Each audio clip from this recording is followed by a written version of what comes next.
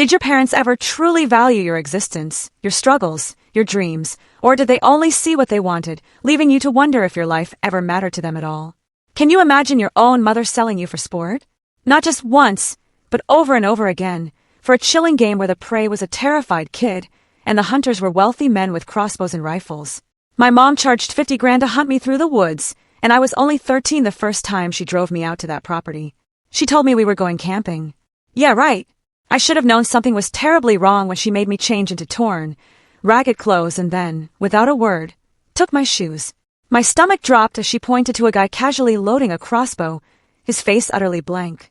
You're going to run through those trees until the nice man catches you, she said like it was a game. If you make it to the road before sundown, we get paid. If you don't run fast enough, we don't get paid. Understand? I thought it was some sick, twisted joke until she literally shoved me toward the tree line, and that man started counting down from 10. My blood ran cold. That first hunt, I just ran blind, branches tearing at my bare feet, every nerve screaming as arrows whistled way too close to my head. I hid for 3 agonizing hours in a hollow log, listening to him stomp around, calling me Little Rabbit, until the timer finally mercifully went off. Mom collected her cash like it was nothing, told me I did good, but next time, I really needed to make it more exciting. Give them a real chase. Make them feel like they earned it. On the drive home, she stopped at McDonald's, like we'd just come from soccer practice instead of me almost getting murdered for sport. It was so jarring, so utterly wrong, it still makes my stomach turn. These hunts became a monthly ritual. Different men, different weapons, different rules. Some got rifles, some got bows, some just knives in their bare hands. Mom turned into my trainer, a twisted mentor, teaching me to zigzag and double back, to use mud for camouflage, to control my breathing so I wouldn't gasp and give myself away. She bought books on military evasion tactics, made me memorize them. You're worth nothing to me, Dad, she'd snarl, sketching escape routes on maps. So don't screw up and die. After the 4th hunt, I tried to run away. Just disappear. But she'd already thought of that. She showed me photos she'd secretly taken of me changing clothes, horribly cropped to look inappropriate. I tell the police you're a runaway who's been selling herself. And guess where you end up? Right back here, but with no more hunts, just straight to the highest bidder. The threat froze me. I tried telling a teacher, but Mom had already poisoned the well, spinning a story that I was a pathological liar with violent fantasies. She even got me a therapist who, bless her heart, documented my delusions about being hunted.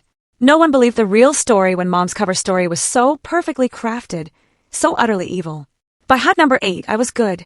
Not proud of it, but good at surviving. I knew which trees were easiest to climb, where the ground was soft enough to hide my tracks, how to use creek water to mask my scent. I even broke one man's ankle by leading him into a bear trap I'd found and reset. Another one, I got him to shoot himself in the foot by circling back on my own trail. Mom, of course, saw this as an opportunity. She started charging extra for the experienced prey, marketing me as a real challenge. She even bought night vision cameras so they could do overnight hunts. Hunt number 10 nearly killed me. The client was ex-military, highly trained, and he caught me in the first hour. The only reason I survived was because I played dead after he choked me unconscious. Hunt 11 was an old banker with a heart condition. That should have been easy, but he had his own sick rules. He didn't want to catch me. He wanted to wound me and watch me crawl to safety. I still have a scar where his arrow went through my calf. After that, I just snapped. I told Mom I was done. She could end me herself if she wanted. She just laughed and showed me the bookings she'd already taken. Next month is special, baby. A group hunt. 5 men, various weapons, last girl standing. She'd even found another girl to hunt alongside me. Either you both make it out or neither of you does. They're paying for blood this time. She showed me the other girl's photo. She looked maybe 11. Definitely trafficked. My mother had partnered with worse people, and her business was expanding. That was it. My rage boiled over, but it was a cold, calculating rage. I started planning immediately. During supply runs, I stole things: rope, fishing line, box cutter blades. I studied the property for new hiding spots and tested which plants made the best poison when crushed and rubbed on sharp edges. I wasn't just going to run anymore. The morning of Hunt 13, Mom drove me out early to walk the course. Instead, I set traps. I strung fishing line at neck height between trees and sharpened branches into pungy sticks. Mom was too busy counting money on her phone to even notice what I was really doing. The other girl arrived at sunset, shaking and crying, while her handler negotiated with Mom. I tried to catch her eye, but she was too terrified to look at anyone. Mom made us both strip and change into matching white dresses for visibility, she said. Then she lined us up for the hunter's inspection. 5 men with 5 different weapons, passing a bottle of whiskey, making bets on who'd bag which girl first. The one with the compound bow kept licking his lips while staring at the younger girl. I memorized each face, each weapon. As Mom reached the final numbers of her countdown, I grabbed the other girl's hand and whispered, "Follow me if you want to live." Then the horn sounded, and we ran into the darkness. Behind us came the sickening sound of weapons loading and men whooping like they were on safari. Ahead was 3 square miles of woods I knew better than anyone. For the first time in 13 hunts, I wasn't the prey anymore. I was the damn welcoming committee. The horn blast was still echoing when I squeezed Arabella's hand 3 times. She jumped like I'd shocked her, but she followed when I pulled her left, toward the creek. Her palm was so sweaty it kept slipping from mine. Behind us, boots crashed through leaves, and someone chambered around. My heart was going so fast I thought they'd hear it. 20 yards ahead was my first trap, and we had to reach it before they spread out. I counted to 3 in my head, then pulled Arabella into a sprint. She stumbled on a root, but I hauled her up without stopping. The fishing line I'd strung between 2 trees was invisible in the dark. I dropped to my knees and pulled Arabella down hard, just as heavy footsteps pounded behind us. The hunter hit the line at full speed. It caught him right across the throat. He went down, gagging and cursing, his rifle clattering away into the leaves. We scrambled on hands and knees toward the creek bank while he rolled around, choking. The mud at the creek edge was cold and thick. I scooped it with both hands and started smearing it all over Arabella's bright white dress. She was shaking so bad her teeth were clicking together. The mud covered the fabric, and I rubbed more on her arms and face. Her palms were already bleeding from when I'd pulled her down. I ripped strips from my dress hem and wrapped them as quickly as I could. 3 rules, I whispered right in her ear. Stay low. Breathe through your nose. Follow exactly where I step. She nodded, but I could tell she was too scared to truly understand. Through the trees came a voice I recognized from watching the hunters earlier. Trevor. He was calling out grid coordinates to the others, calm and professional, like this was a normal job. He had the compound bow and actually knew how to hunt, unlike these drunk idiots who just wanted to shoot at kids. His voice was getting closer from the east. We crawled along the creek bank, staying low in the mud. My hands found the metal post of the first camera, and I stood up just enough to reach it. The mount was already loose from my morning prep work. I tilted the whole thing toward the sky, then smeared mud thick across the lens. This would give us a blind spot toward the hollow log where I'd hidden supplies. We'd have to circle back for it, but at least the cameras couldn't track us there. Arabella grabbed my arm and pointed behind us. Flashlight beams were sweeping through the trees, maybe 50 yards back. We had to move faster. I pulled her into the shallow part of the creek, and we waded upstream. The water was so cold it felt like knives in my feet. After about 100 yards, I found the fallen oak with the X I'd scratched into the bark. The hollow stump was right behind it, covered in dead leaves. Inside was everything I'd stolen over the past weeks. 3 box cutter blades taped to wooden handles, rope, gauze from Mom's first aid kit, and matches wrapped in plastic. I pressed one of the makeshift knives into Arabella's hand. Hold it like this. I showed her, keeping the blade pointed out and down. Only if someone grabs you. She was crying now, but trying to stay quiet about it. Snot ran down her face, mixing with the mud. A scream ripped through the woods from the south. Not a battle cry, but real raw pain. Someone had found my punji pit. The sharpened branches weren't deep enough to kill, but they'd go right through a boot into the foot and calf. The screaming kept going, and I heard other voices rushing toward it. What the fuck? Someone yelled. The little bitch set traps. Now they knew I wasn't just running. Mom's voice carried through the trees. That same cold business tone she used for everything. She was on her phone, talking about timing and bonuses if they finished within the hour. Yes, both packages are in play, she said. Premium rates apply for completion before midnight. My stomach burned with a rage, so hot I almost threw up. She was negotiating our deaths like a pizza delivery. I wanted to scream at her, but Arabella needed me to stay smart. The creek curved ahead, and I remembered every rock from my practice runs. Step exactly where I step, I told Arabella. The first rock was stable, but the second would shift if you hit it wrong. Third rock, skip the fourth, land on the fifth with your left foot. Arabella followed perfectly, even though she was shaking. The water covered the sound of our breathing and washed away our scent. Upstream, about 200 yards, was the maintenance shed. We could make it if we stayed in the water. Behind us came more shouting, and I heard Trevor's voice cutting through it all. Shut up and listen, he said. They're smart enough to use the water. You two follow the north bank. We'll take south. His voice was so calm, it scared me more than the screaming. At the fork where the creek split, I stopped. The left path was faster, and I knew every hiding spot. The right path was longer but had more cover. Arabella's hand in mine was so small and cold. She was trusting me completely, even though she didn't know me at all. The choice was easy. We stayed together no matter what, because I wasn't letting go of her hand. We took the right fork, moving slow and careful through the freezing water. The cold made Arabella stumble on a sharp rock and slice her knee open pretty bad. Blood mixed with creek water as I pulled her behind a big boulder where the bank curved. I grabbed the gauze from my pocket and wrapped it tight around the cut while teaching her our signals real quick. 1 squeeze meant stop, 2 meant danger, 3 meant run like hell. She squeezed back twice to show she got it. The wound wasn't deep, but it was bleeding enough to leave a trail if we weren't careful. I cupped my hands and made that same whistling sound Mom taught me for making hunts more exciting. The sound echoed off the rocks and trees to the west of where we actually were. 2 of the hunters started yelling at each other about which direction it came from. Their voices bounced around, making it hard to tell exactly where they were, but I knew they'd waste time checking the wrong area. We kept moving upstream until something caught my eye, stuck in a tree trunk at head height. An arrow, still vibrating slightly from impact. Trevor's work, for sure. Barely missed us by inches when we passed earlier. I worked it free, careful not to snap the shaft, because an arrow is a weapon, and weapons make things more fair.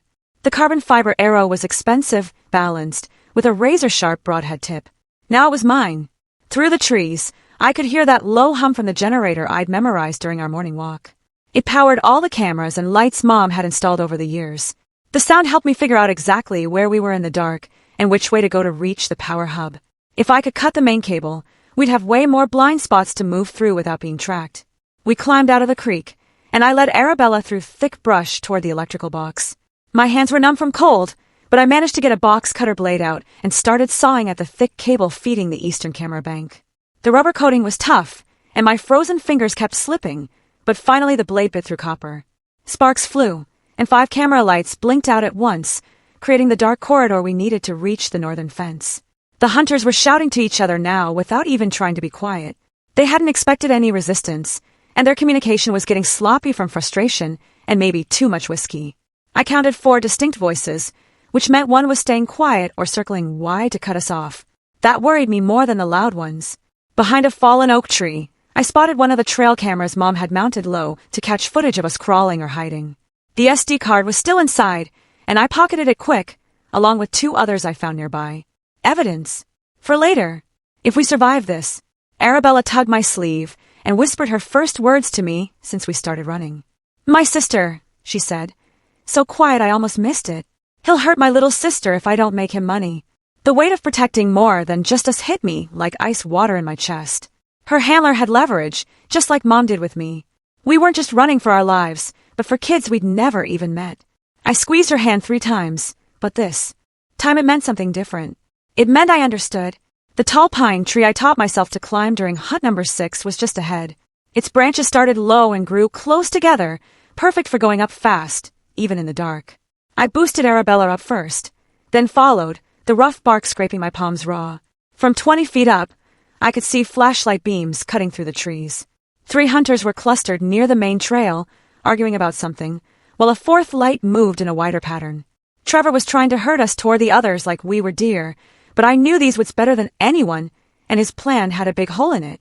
I pulled out the burner phone I'd found in Mom's car weeks ago during a supply run. She'd hidden it under the driver's seat, probably for emergencies or side deals. The battery icon was red, almost dead, but I managed to type out a text to 911 with our coordinates. The screen went black right after I hit send, but maybe someone would see it in time. We climbed down, careful and quiet, Arabella following my exact hand and foot placement. The hunters were getting closer, and I could smell cigarette smoke, which meant they'd stopped to regroup. Mom's voice carried through the trees, not panicked, but annoyed, like we were making her late for something important. She was still treating this like a business transaction while we bled and froze in the dark. The arrow in my hand felt good, solid, like it might actually make a difference. I showed Arabella how to hold it with the point facing out, just in case. Her hands were shaking badly from cold and fear, but she gripped it tight. We had maybe 2 hours until sunrise, if we could last that long.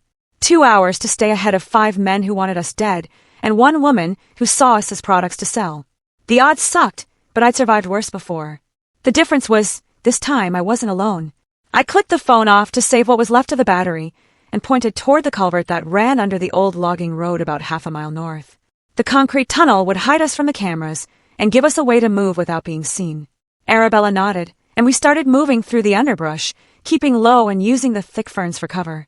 My feet knew every root and rock on this path from all the times Mom made me practice routes in daylight. We were maybe 50 yards from the culvert when I heard branches breaking to our left, too close and coming fast. A hunter with a knife burst through the trees, right in front of us. His face was red from running, his breath coming in heavy gasps. I scooped up a handful of wet mud and threw it straight into his eyes before he could react. He cursed and stumbled backward, trying to wipe his face clean, and I shoved him hard toward the pungy field I'd set up that morning. His weight carried him back, and he fell into the sharpened sticks with a scream that cut through the night. The stakes caught his thigh and shoulder, going deep, but not hitting anything that would kill him right away. Blood started soaking through his pants and jacket, but he was still breathing and moving. I grabbed Arabella's wrist and pulled her closer to look at his skin color and breathing pattern. His face was going pale, and his breaths were coming too fast and shallow, signs Mom taught me to watch for after the banker had his heart attack during Hunt 11. I showed Arabella how to feel for a pulse at his neck, making sure she understood what shock looked like, so she'd know if someone was dying or just hurt. We left him there, breathing but stuck, his knife fallen somewhere in the leaves where he couldn't reach it. My foot caught on a root hidden under the wet leaves, and my ankle rolled hard to the side. Pain shot up my leg like someone had stuck a hot poker through it.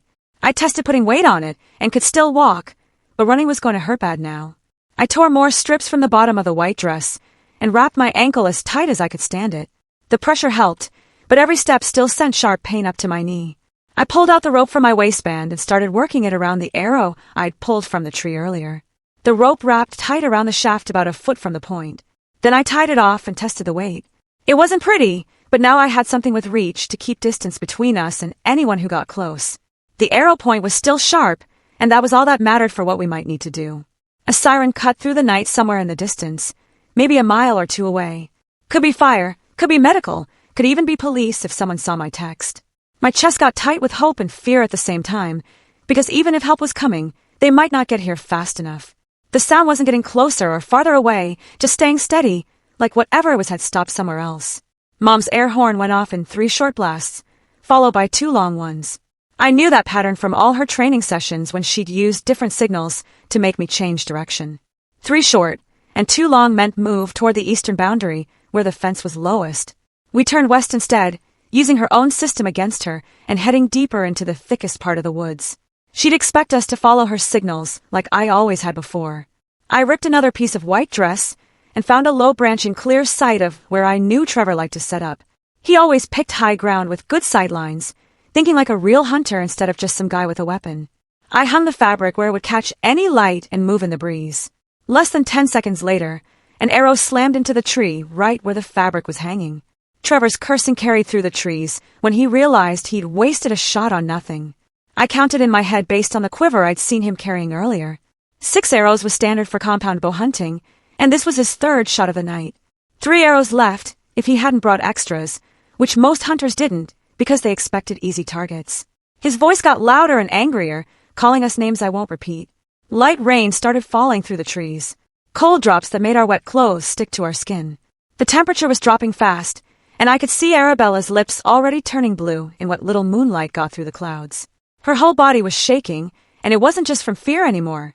Hypothermia would kill us just as dead as any arrow if we didn't find shelter or warmth soon. The rain made everything slippery and harder to see, but it also made noise that would cover our movement. Every cloud had a silver lining, Mom used to say, though she usually said it while planning something awful. I pulled Arabella against me and made her copy my movements, doing quiet jumping jacks to get our blood moving. The motion hurt my ankle, but warm blood was better than freezing to death. I wrapped my arms around Arabella and held her tight against me while we both shook from the cold and tried to share what little heat we had left. The maintenance shed was maybe 50 yards through the trees, and I knew the lock was already broken from when I checked it this morning during Mom's prep walk. We moved together through the mud and wet leaves, our bare feet making soft, squelching sounds that the rain mostly covered. The shed door opened with a creak, and inside I found the box I'd spotted earlier with backup SD cards for the cameras, plus an envelope stuffed with $300 in small bills that Mom must have been using for petty cash. I shoved both into what was left of my dress pocket while Arabella pressed against the wall. Through the slats in the wooden wall, I saw Trevor moving slow and careful with his bow drawn, scanning the trees in a pattern that would bring him right past us. We both held our breath and pressed flat against the back wall while my heart pounded so hard I thought he'd hear it. 30 seconds felt like forever, but finally he moved on toward the creek. Outside the shed, I remember the plant Mom had warned me about during one of her training sessions, the one with leaves that caused crazy itching if you touched them. I found a patch growing near the trail and crushed handfuls of the leaves between rocks, then spread the green paste across the narrow path where I knew the hunters liked to walk. A mechanical snap echoed through the woods, followed by screaming that made my stomach flip, because I knew that sound meant someone had found the old bear trap I'd reset near the southern boundary. Through all the yelling, I heard something plastic hit rocks and skitter across them. A cheap walkie-talkie had fallen maybe 20 feet from where the screaming was coming from, and I grabbed it quick before anyone else could get there. Mom's voice came through clear as day, directing someone to move the SUV around and block the north exit while she coordinated positions. Like this was some kind of military operation, and she was only 100 yards away based on how her actual voice carried through the trees. I pressed the talk button and said 5 words as clear as I could manage. Help kids. Armed men hunting. Then I threw the radio as hard as possible in the opposite direction from where we needed to go and heard it crash through branches before hitting something solid. Trevor's footsteps changed direction right away and headed toward where the radio had landed while he called out to the others about hearing something. We used his distraction to slip through the gap he'd left in their perimeter and kept low while moving toward the old logging road. The culvert that ran under it was our best chance to get past their line without being seen, but it was half full of freezing water from all the rain. We got on our bellies and started crawling through while the concrete scraped our elbows and knees raw, and the darkness inside was so complete I couldn't see my hand in front of my face. Arabella started breathing too fast and making these little gasping sounds that meant she was about to lose it completely. I had to stop us right there in that black tunnel with water soaking through what was left of our clothes and count out loud, real slow, from 1 to 10, over and over, while she tried to match my breathing. Her panic could get us both killed if she screamed and gave away our position. But I kept my voice steady and calm, even though my own chest felt like it was crushed. The counting helped, and after maybe a minute, her breathing slowed down enough that we could keep moving through the pipe. My fingers were so numb I could barely feel the concrete, but I kept pulling us forward through the water and mud. The other end of the culvert opened into thick brush on the far side of the logging road, and we crawled out, covered in mud and shaking, so bad I could barely stand. Through the trees, I could see flashlight beams sweeping back and forth while the hunters tried to figure out where we'd gone. The radio trick had bought us maybe 5 minutes, but they'd figure out soon enough that we weren't where the radio had landed. My ankle was throbbing and swollen from rolling it earlier, and every step sent sharp pain up my leg. But stopping meant dying, so I kept moving. Arabella stayed right beside me and matched my pace, even though I could tell she was scared out of her mind. The rain was coming down harder now and washing the mud off our skin, but also making everything slippery and hard to see. We needed to find better cover before they realized we'd gotten past their line and started expanding their search area. The trees were getting thicker, which gave us more places to hide, but also made it harder to move fast. I could hear Mom on her phone now, talking about delays and complications and how the buyers were getting impatient for results. Her business voice while discussing our deaths made bile rise in my throat, but I swallowed it down and kept pulling Arabella forward through the darkness. The fence line finally appeared through the trees, but my heart sank when I saw the camera mounted on the gate post. Its red light blinking steady. This was the one camera I couldn't reach during my morning prep because it was too high and too visible from Mom's usual parking spot. The chain wrapped around the gate looked thick, but the fence itself was just regular chain link that might be easier to cut through. I pulled out the box cutter blades I taped together earlier and started sawing at one of the metal strands near the ground where we could squeeze through. Each wire took forever to cut and made this awful scraping sound that seemed way too loud in the quiet woods. My hands were already cramping from gripping the makeshift tool so tight, and blood was running down my fingers from where the tape was coming loose. Arabella kept watch while I worked on strand after strand, counting each one as it finally snapped free. We needed maybe 10 more cuts to make a hole big enough when headlights suddenly flooded our position from behind. Mom's SUV came racing down the access road with a spotlight on top sweeping back and forth across the fence line. We dropped flat into the wet leaves and started crawling backward into the thicker brush as fast as we could move. The spotlight passed right over where we'd been cutting, and I heard Mom's door slam as she got out to check the fence. My fingers found the small tin I'd hidden under a log this morning, and I fumbled with the matches from the shed while Arabella pressed herself against a tree trunk. The dried pine needles caught immediately when I struck the match, but the wet branches I added made thick gray smoke instead of flames. The smoke drifted toward the fence, and Mom started coughing and backing away from it while I grabbed Arabella's hand and we moved deeper into the woods. We were sliding down a muddy slope when my bad ankle just gave out completely and twisted sideways with a sick popping feeling. I bit down hard on my lip to keep from screaming and tasted blood while the pain shot up my whole leg like fire. Arabella tried pulling me up, but she was too small, and we both just ended up falling into the ravine at the bottom of the slope. Trevor's voice came from somewhere above us, calm and professional, like he was discussing a business deal instead of our deaths. 10,000 extra if you let me make it clean, he called down. No suffering, just quick and done. His voice had no emotion in it at all, which somehow made it worse than if he'd been angry or excited about hunting us. I could hear him moving along the edge of the ravine, looking for a way down while I gripped the makeshift spear I'd made earlier. Dead branches had fallen across the ravine, making a natural screen, and when Trevor leaned over to peer through a gap, I drove the arrow point up as hard as I could. The spear caught his thigh and went in deep before he jerked back with a string of curses I'd never heard before. I pulled the weapon back down and saw his blood on the arrow tip, dark and real in the dim light. That's when I heard the sirens for real this time. Not just one, but multiple vehicles, and they were definitely getting louder every second. Through the trees, I could see flashes of red and blue lights coming from the main road, maybe half a mile away, but getting closer fast. Mom's voice crackled over the radio she must have taken from one of the hunters, talking fast about cameras and books and coordination. We need our story straight before they get here, she was saying. But I grabbed the radio we'd found earlier and pressed the button. We have the SD cards and the receipts from your safe, I said into it. The silence that followed told me everything about how much she hadn't expected me to collect evidence while running for my life. A whoosh of heat and light erupted from the slope above us as Mom poured something flammable on the ground and lit it on fire. The rain was keeping it from spreading too far, but the flames were bright enough to light up both sides of the ravine like daylight. Through the orange glow, I could see Trevor limping toward us from the left, dragging his injured leg, but still holding his bow with an arrow ready. The fire line was trying to push us toward him and the other hunters who were probably closing in from the other directions. Arabella was shaking against me, and I could feel my own body wanting to just give up and stop fighting. But those sirens were getting closer, and the lights were brighter, and all we had to do was survive a little bit longer. I helped Arabella climb up the opposite side of the ravine, while Trevor tried to line up a shot through the smoke and flames. My ankle was screaming with every movement, but I kept pushing us forward toward those beautiful flashing lights that meant maybe, just maybe, someone was finally coming to help. The white fabric from my torn dress was still in my pocket, so I pulled it out and stood up from behind the deadfall, waving it high above my head toward those flashing lights. My legs were shaking so bad I could barely stay upright, but I kept waving that dirty piece of cloth like my life depended on it, which it basically did. Arabella grabbed my other hand and squeezed it hard while we both stood there exposed, waiting to see if Trevor or one of the others would put an arrow through us before the cops could see what was happening. The lights got brighter, and I heard car doors slamming, and then voices. Real official voices, not the drunk hunters or Mom's business tone, but actual cops asking questions. Through the trees, I could see uniforms at the main gate where Mom was already there talking fast, using that same calm voice she used with clients, explaining something about trespassers on her property and vandalism to her security cameras.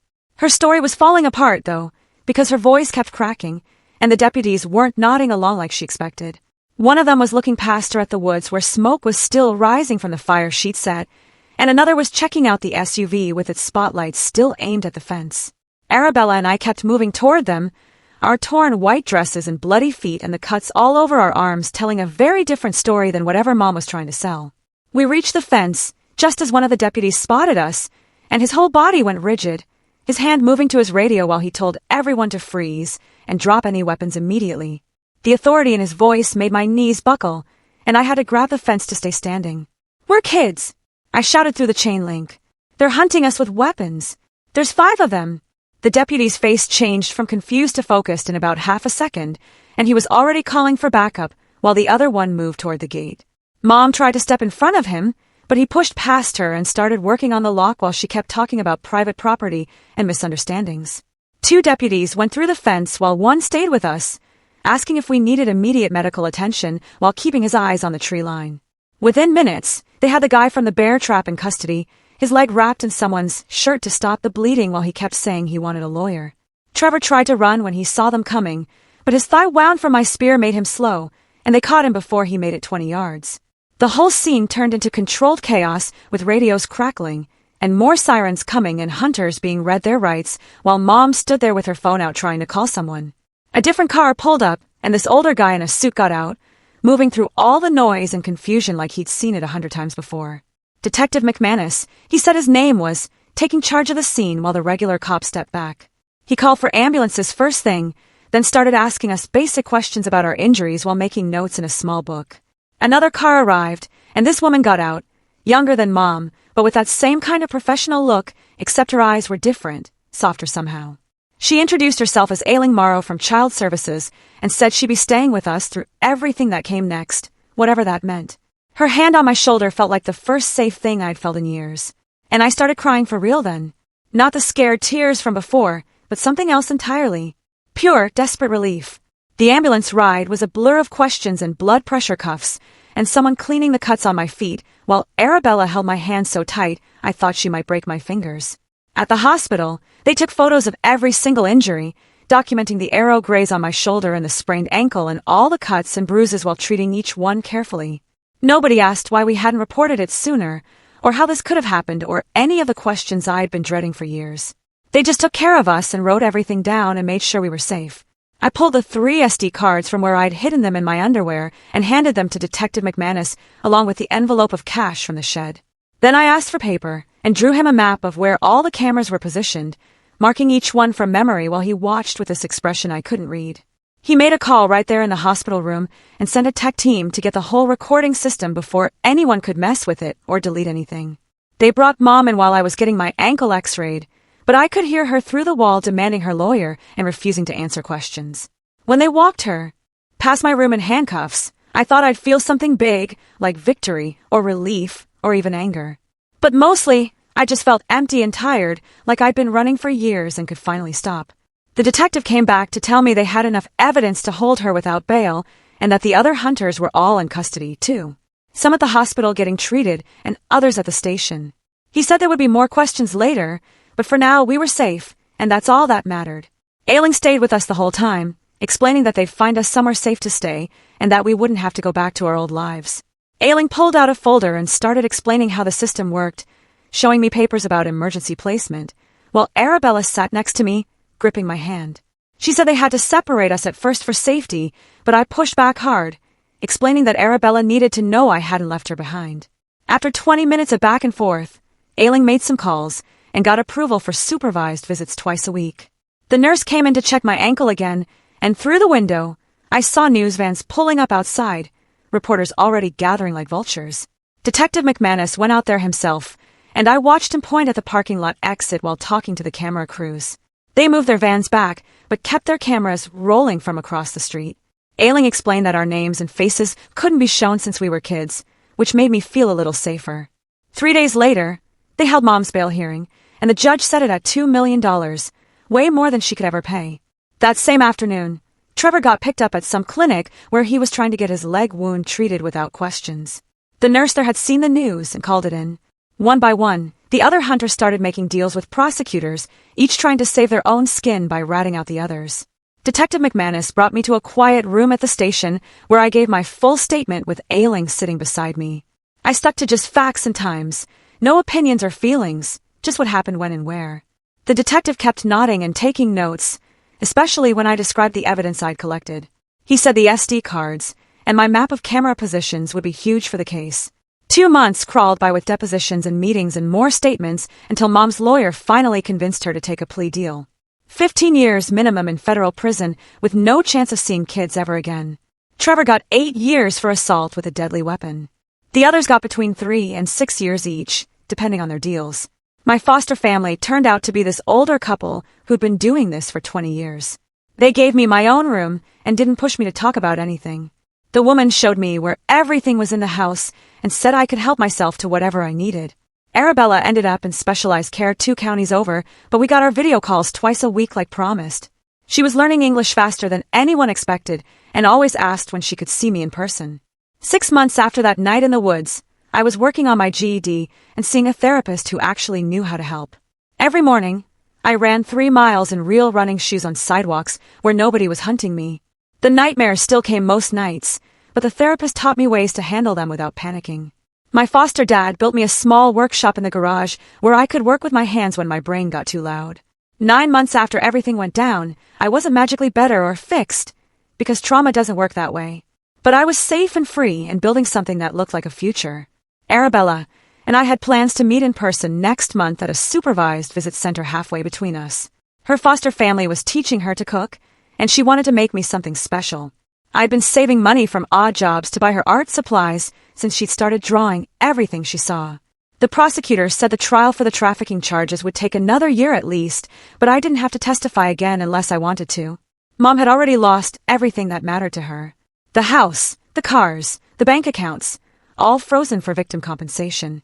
Some reporter tried to write a book about it, but the judge shut that down fast. I kept running every morning, kept going to therapy every week, kept doing my schoolwork every day. Small steps forward, nothing dramatic, just regular life stuff that felt huge after everything. The therapist said healing wasn't a straight line, and some days would be harder than others. She was right about that. But the hard days were getting less hard, and the good days were getting more frequent. Tomorrow I had a practice GED test and a job interview at a hardware store. Normal, boring stuff that made me want to cry with relief sometimes. Arabella would call tomorrow night, and we'd talk about her new school and my running times and everything except what brought us together. We were building new stories to tell, better ones, safer ones, even if we'd never forget the old ones completely. So honestly, after hearing all that, what would you have done in my place? Have you ever faced something so unbelievably twisted that you had to fight back in ways you never imagined? Let me know in the comments below. I really want to hear your thoughts.